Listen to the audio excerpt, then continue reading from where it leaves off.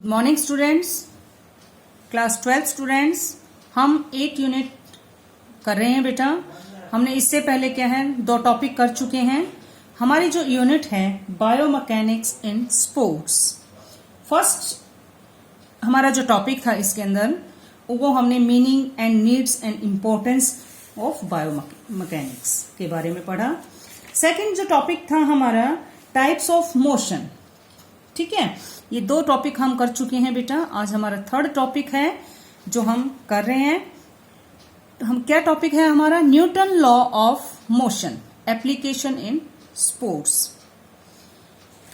There are 3 laws of motion as given by sir Isaac Newton. जो motion के Newton के 3 law बताए हैं बेटा। फर्स्ट लॉ क्या कहता है, Newton first law of motion, law of inertia, it means inertia. First law क्या है, according to the first law of motion an object at rest will remain at rest और an object in motion will remain at motion at constant velocity unless acted upon by force. It means motion के पहले rule के according जो law है हमारा, जो हमारा object है बेटा वो रिलैक्स पोजीशन में है, उसी स्थिति में है, उसी स्थिति में है। और या एक ऑब्जेक्ट पर अगर आप उस पर गति यानी जो कंसेंट उसकी वेलोसिटी है उसमें क्या है, जब तक आप उस पर क्या है बाहर से फोर्स नहीं लगाएंगे, उस पर कार्य नहीं किया जाएगा, तो वो क्या है अपने उसी गति में रहेगा। रिलैक्स की स्थिति में अगर कोई वो ऑब्जेक्ट बिल्कुल कंसेंट है और वो बिल्कुल स्ट्रेट लाइन में कंटिन्यूस स्पीड में है, गति करती रहती है, जब तक उस पर बाहरी फोर्स ना लगाया जाए उसकी स्थिति को नहीं बदला जा सकता। न्यूटन का फर्स्ट लॉ। इसको न्यूटन का जो पहला लॉ है वो हम स्पोर्ट्स में कैसे अप्लाई करेंगे बेटा। फर्स्ट एग्जांपल, जब एक कोई भी ऑब्जेक्ट लगाओ रिलैक्स पोजीशन में रहेगी और मैंने आपको बताया जब तक उस पर कोई बाहरी बल नहीं लगता, ठीक है।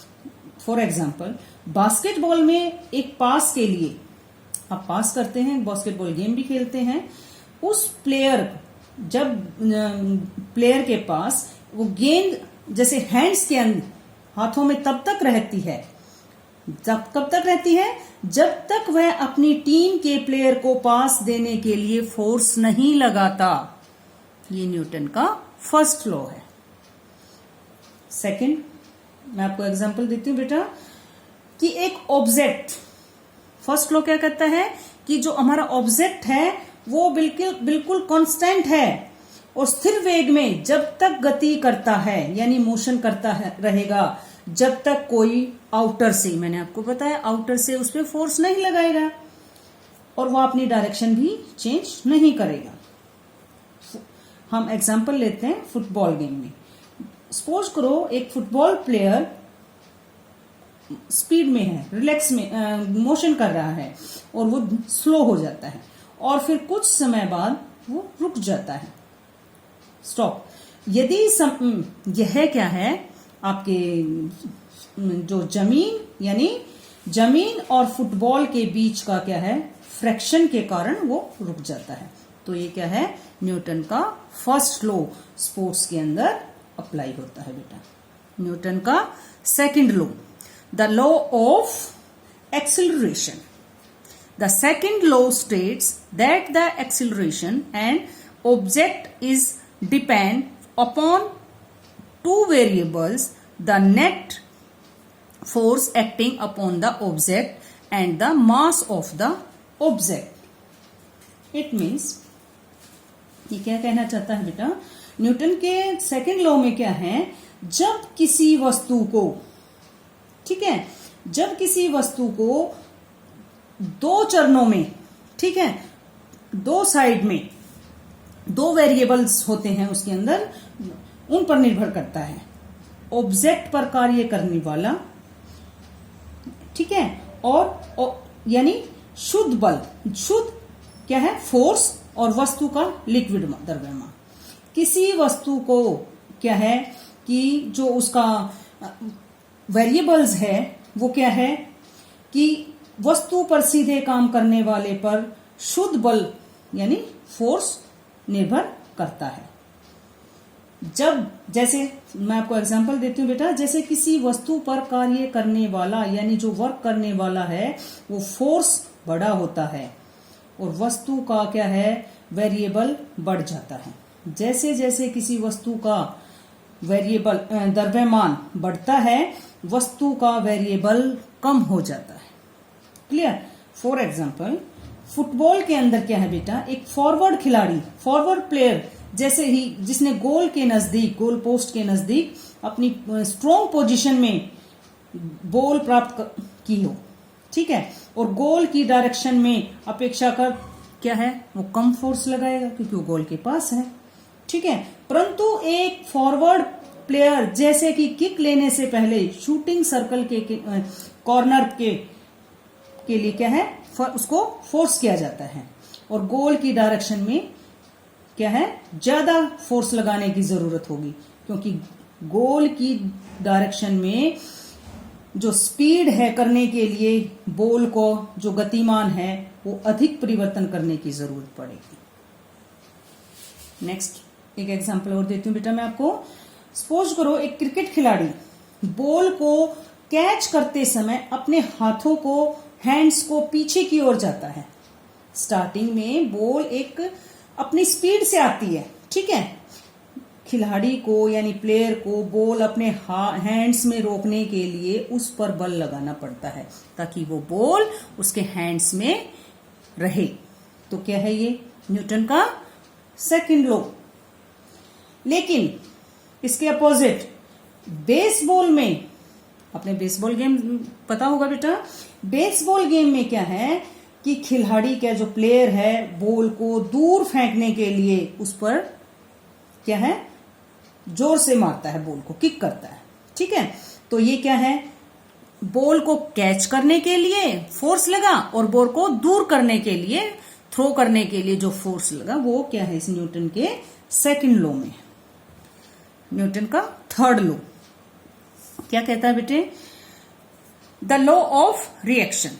According to the Newton third law of motion, to every action there is always an equal and opposite reaction। Newton के थर्ड लॉ के अकॉर्डिंग एवरी एक्टिविटी यानी प्रत्येक क्रिया हमेशा इक्वल यानी इक्वल भी रहती है और अपोजिट डायरेक्शन में क्या है, प्रतिक्रिया करती है, रिएक्शन करती है। मोशन के थर्ड लॉ में क्या है, जो क्या है प्रतिक्रिया का नियम भी कहा जाता है, ठीक है। इसको क्या है, एक एग्जांपल से लेते हैं। सपोज करो एक डाइविंग बोर्ड से उछलना, ठीक है, ये हमारे इसमें क्या है, एक प्रतिक्रिया का उदाहरण है, एग्जांपल है। सपोज करो एक प्लेयर जितना अधिक बल यानी फोर्स डाइविंग बोर्ड पर लगाता है यानी वो जंप करता हुए लगाता है फोर्स, उतना ही वो बोर्ड से अधिक ऊपर उछलेगा, ठीक है। ये क्या है, इक्वल फोर्स भी है और डायरेक्शन, अपोजिट डायरेक्शन में भी फोर्स लगा। सेकंड एग्जांपल, फॉर एग्जांपल जब एक स्विमर स्विमिंग करता है तो पानी को क्या है, वो पीछे की तरफ धकेलता है और पानी क्या है, प्लेयर को आगे की तरफ मूव करता है, ठीक है। तो पीछे पानी को पीछे की तरफ धकेलना एक इस क्रिया, एक्टिविटी, और आगे की ओर प्लेयर को, उसको जो प्लेयर को धकेलता है तो क्या है, प्रतिक्रिया यानी अपोजिट, ठीक है।